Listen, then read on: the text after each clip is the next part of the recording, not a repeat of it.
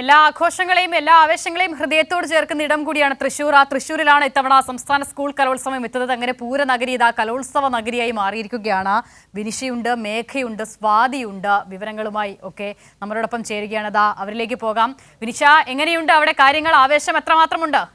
Yes അസിത, good evening പ്രിയപ്പെട്ട പ്രേക്ഷകരെ, എല്ലാവർക്കും സ്വാഗതം കലക്കം തൃശ്ശൂരിലേക്ക്.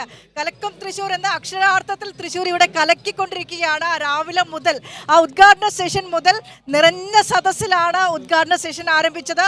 തുടർന്ന് വന്ന മോഹിനിയാട്ടം, വേദി ഒന്നിൽ സൂര്യകാന്തിയിൽ മോഹിനിയാട്ടമായിരുന്നു ആദ്യം അരങ്ങിലെത്തിയ പ്രധാനപ്പെട്ട ഐറ്റം എന്ന് പറയുന്നത്. ഹൈസ്കൂൾ വിഭാഗം മോഹിനിയാട്ടം. അതിനുശേഷം ഇതാ സംഘനൃത്തം അവിടെ പൊട്ടിപ്പൊടിച്ചുകൊണ്ടിരിക്കുകയാണ്.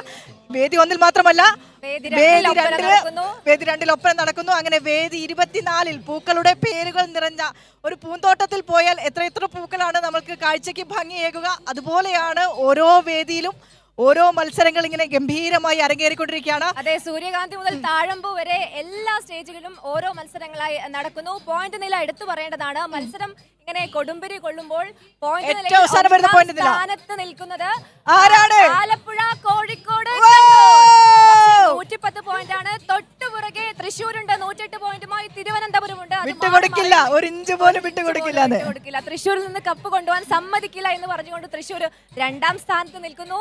ഏതായാലും മാറി മറിയും ഈ മത്സര ഇനങ്ങൾ. ഏതായാലും കണക്കിലെ കളികളും ചരിത്രത്തിലെ കണക്കുകളും എന്തും മാറിയിട്ടേ ഉള്ളൂ. അത് മാറി മറിയും. 18-ാം തീയതി അവസാന നിമിഷം വരെ കലോത്സവത്തിന്റെ തിരശീല വീഴുന്ന, കർട്ടൻ വീഴുന്ന അവസാന നിമിഷം വരെ നമ്മൾ കാത്തിരുന്നേ മതി.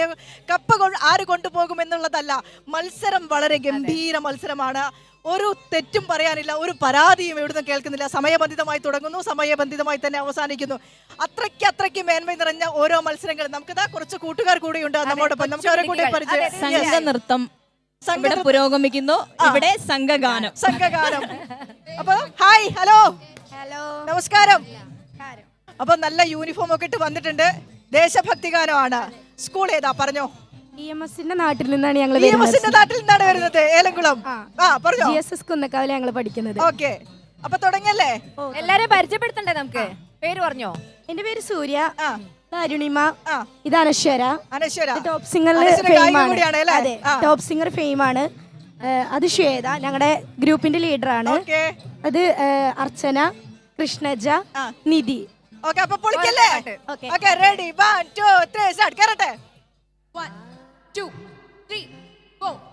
ജയ ഹി ജയ ഹി ജയ ജയ ഹി ജയ ഹി ജയ ഹി ജയ ഹി ജയ ഹി ജയ ഹി ജയ ജയ ജയ ജയ ജയ ജയ ജയ ജയ ഭാരതം. ഭാവിയിലേക്കു നടക്കാൻ പ്രിയമാം ഭാവനകൾ പൂവായി വിടരാൻ. ഭാവിയിലേക്കു നടക്കാൻ പ്രിയമാം ഭാവനകൾ പൂവായി വിടരാൻ. ഭാവുകമായി പുതുശോഭയുണർത്തുക ഭാരതമേ ശുഭതാരകമേ. ഭാവുകമായി പുതുശോഭയുണർത്തുക ഭാരതമേ ശുഭതാരകമേ. ഭാരതം മമ ഭാരതം യുഗഭാരതം. ജയ ഭാരതം ഭാരതം.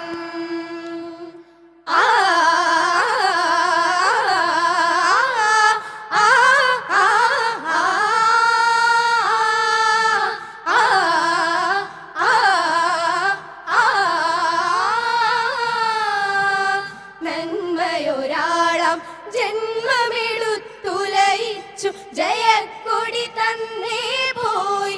നമ്മളീവ പവിത്രതയോടെ അതിന്നും തൊഴുതു നമിക്കുന്നു.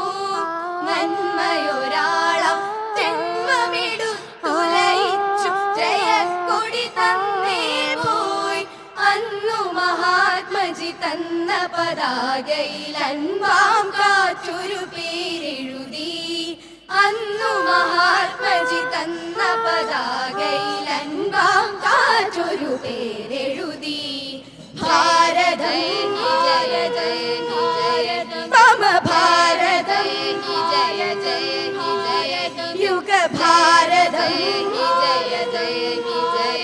ജയ ഭാരതം ഭാരതം ആ ആ ആ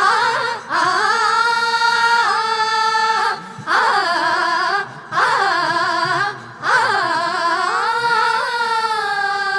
നമ്മിലനേകം ഖേദവിചാരമുണർന്നു പരസ്പരമകലുമ്പോൾ തമ്മിലകന്ന സഹോദര ഭാവമിറക്കാൻ പുലരി തുടിക്കുന്നു നമ്മിലനേകം ഖേദവിചാരമുണർന്നു പരസ്പരമകലുമ്പോൾ ഉള്ളിലുയർന്നു വരുന്ന തുടിപ്പുകൾ ഒന്നായി ചേർന്നൊരു പാട്ടെഴുതി ഉള്ളിലുയർന്നു വരുന്ന തുടിപ്പുകൾ ഒന്നായി ചേർന്നൊരു പാട്ടെഴുതി എല്ലാം ഒന്നായി ചേർന്ന് പാട്ട് പാടിയതാണ്. ഗംഭീരമായിരുന്നു അല്ലേ? Super, ഇവര് അടിപൊളി. ജയ ജയ ജയ എന്നൊക്കെ പാടുമ്പോഴത്തേക്ക് മേഘ അറ്റൻഷൻ നിൽക്കുന്നുണ്ടായിരുന്നു. ജനഗണമനയാണോ പാടാൻ പോകുന്നത്? എന്തുവാ മേഘ? ഇവരുടെ പഠിപ്പിച്ച അധ്യാപകരാണോ ബാക്കിൽ നിൽക്കുന്നത്? അപ്പൊ അവരും കൂടി ഫ്രണ്ടിലേക്ക് വരണ്ടേ? ടീച്ചർ അവിടെ നിന്ന് പാടുന്നുണ്ടായിരുന്നു. കുട്ടികളെക്കാളും ആവേശമാണ് ടീച്ചർക്ക് പാടുന്നത്. ടീച്ചർ വരൂ, ടീച്ചർ വരൂ. അയ്യോ